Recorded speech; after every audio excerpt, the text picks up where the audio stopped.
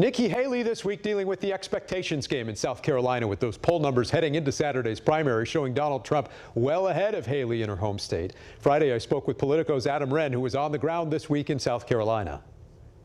They do think that they can stay in this race until at least Super Tuesday.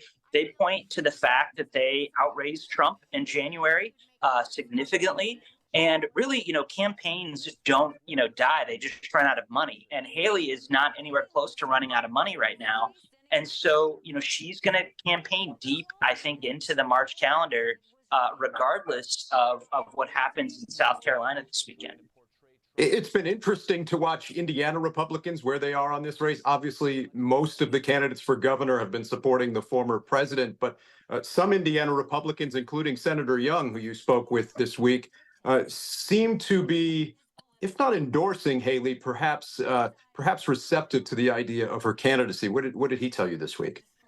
Out of any Republican senator, Todd Young has actually, as of this week, been the most vocal backer of Nikki Haley. I asked him if he would vote for Donald Trump in Indiana's May primary, and he told me that he was thankful that Indiana had a choice, that Nikki Haley was on the ballot, and that he was warm to her candidacy.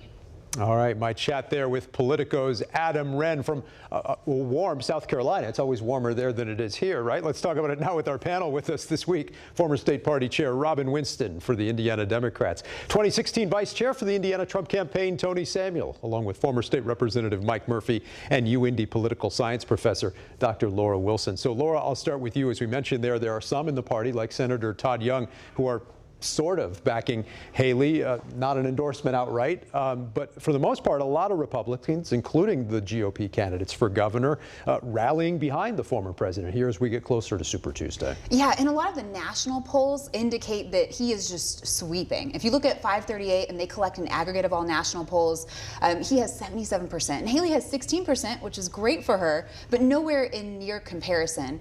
And then you're thinking about the delegate game. She can stay in, Adam's right, as long as she has the money and the interest in doing it, she can stay in the polls as long as she wants, but you're losing delegates each and every time. You need 12, 15 to win.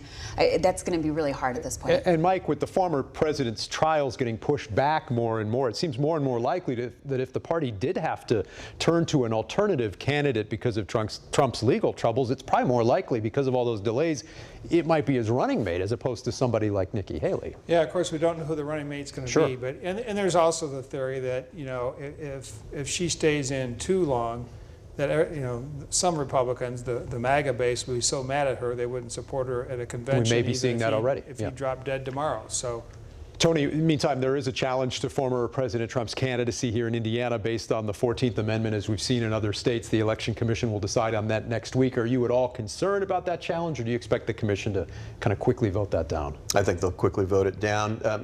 Nothing to be concerned with. It's another roadblock that the opposition is trying to throw up. So they'll have to lawyer up a little bit here in Indiana and go through the motion, but he'll be fine. He'll be on the ballot.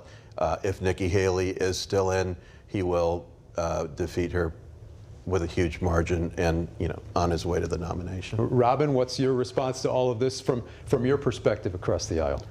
Dan, 1/3 of Donald Trump's base vote, Republican Party is not voting for him. I mean, if Nikki Haley gets 31%, that means almost 1 of every 3 Republicans is not supporting Donald Trump. So that means that we have a golden opportunity between now and November 5th to try to bring those people over to the Biden camp.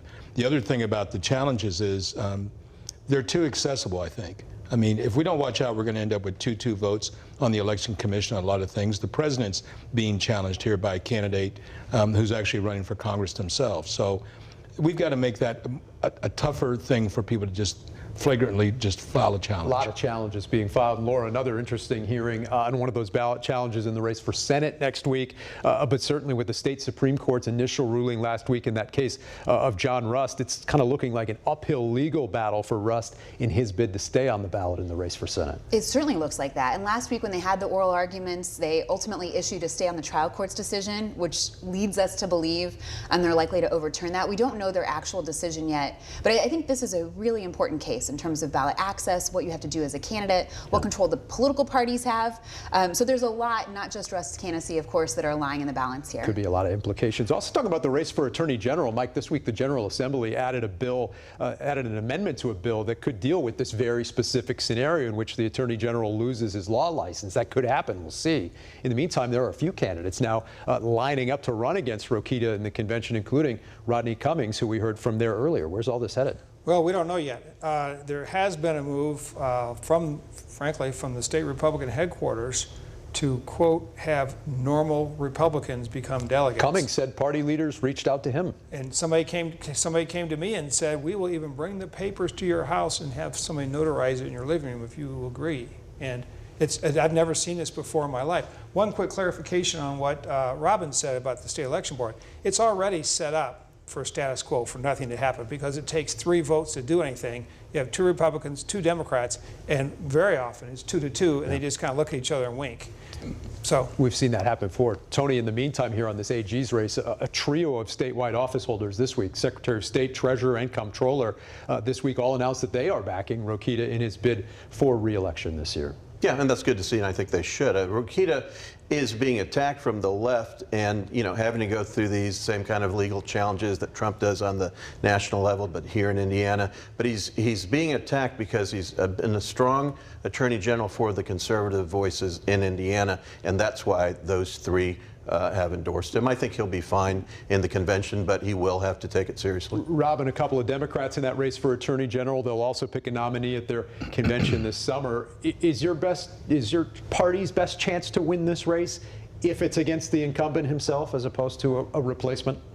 Oh, I think people have identified the problems with Todd Rokita. Yes, I agree with that. As far as it relates to the Attorney General, it's not liberals that are doing it. I didn't think that there are a lot of liberals in the General Assembly, Tony. Those are the people that are passing the bills to get ready for whatever disasters ahead with the Attorney General. Wouldn't it be nice to have an Attorney General actually practicing law instead of in the court defending their right to practice law? The last 2 have had to do that.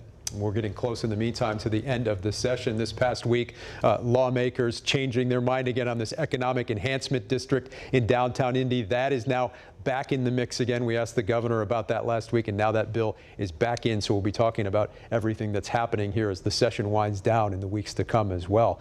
Coming up, we're going to hear from 3 of the 9 candidates running for the GOP nomination for Congress in Southwest Indiana, including one who used to hold this very seat in Congress. That's next.